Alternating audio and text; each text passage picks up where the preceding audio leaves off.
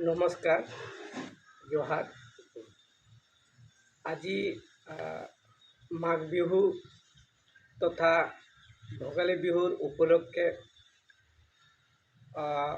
অসমৰ তথা ভাৰতবৰ্ষৰ সকলোকে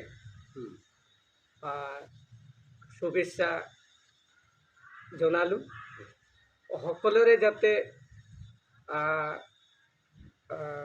শরীর সুস্থ শরীর থাকে আর নতুন নতুন চিন্তা আশা আকাঙ্ক্ষা যাতে বাস্তবত রূপায়িত হয় আর সকলরে যাতে মনোকামনা পূর্ণ হয়।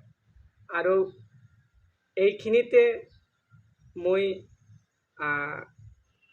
অনুরোধ তথা আহ্বান জনাইছোঁ যে এই জানুৱাৰী মাহটো গোটেই মাহটো এটা বনভোজ তথা পিকনিক হোৱাৰ সময় হয়, কিন্তু সকলো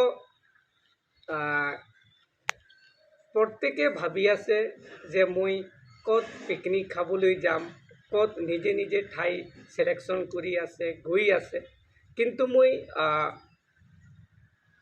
এই ভিডিঅ'ৰ সহায়ত যোগেদি মই অনুৰোধ জনাওঁ যে ড্ৰাইভাৰবিলাক যাতে কোনো ধৰণৰ সুৰাপান নকৰি যাতে ভালকৈ ড্ৰাইভ কৰে চলে, যাতে কোনো ধৰণৰ এনে মদ ভাং বেছি ব্যৱহাৰ নকৰে। সেই কামনাৰে মই আজিৰ মাঘ বিহুৰ উপলক্ষে অনুৰোধ জনাইছোঁ।